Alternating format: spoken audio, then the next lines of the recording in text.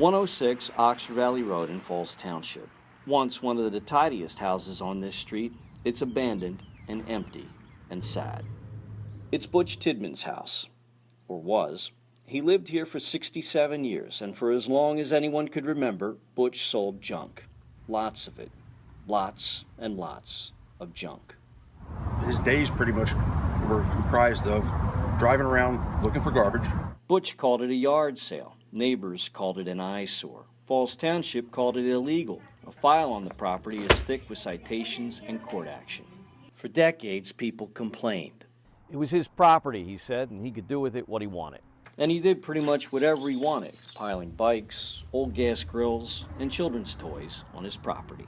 And then one day last autumn, all the junk had vanished, and so had Butch Tidman. The sheriffs were giving him, I think, an hour and a half to get what he needed out of his house before he was removed. Butch, who had inherited a fortune from his family's waste hauling business, had blown through all of it. He was destitute, 7 years behind on his property taxes. He just said that, it was time for him to go, and that, it's like a sad part of his life that he's losing it. And so at 73 and in poor health, Butch loaded a case of Dinny Moore hash into his 98 Chevy Tahoe and went out to live on the streets of Lower Bucks County. He slept in his truck. He slept out in my parking lot and a few other spots that he had. A bunch of people offered, to give him shelter, and he was kind of humble about that. And he just said, no, I got it taken care of. I'm plugging in down Rick's. Rick Masters wondered how an old man would survive on the streets, Butch had applied for emergency housing from Bucks County. I asked him because I was concerned with him staying in a lot on them cold nights, and he said that he was on the list. But it wouldn't be. The $10,800 of income from selling junk was $1,300 over the limit.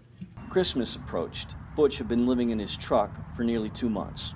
You could see in his eyes that he was just missing something. I guess, his house.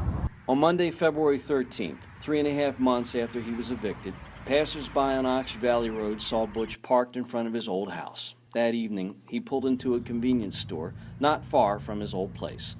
Pumping gas, he collapsed. A massive heart attack? He was taken to the hospital and to intensive care. They said he wasn't in a good way. Butch lay unresponsive on life support. 7 days. There was a search for next of kin. We came up with really nothing. On February 20th, the machines were shut down and the Junkman of Falls Township was gone. Butch Tidman once told a reporter that yes, he picked trash, but he sold treasures. 85% of all bicycles are first seen by a child next to a Christmas tree, he said. Everything here meant something special to somebody at some time. What's left is this empty field and a silent house, but soon, like Butch Tidman and his perpetual yard sale, will vanish. Reporting from Falls Township, I'm columnist J.D. Mullane.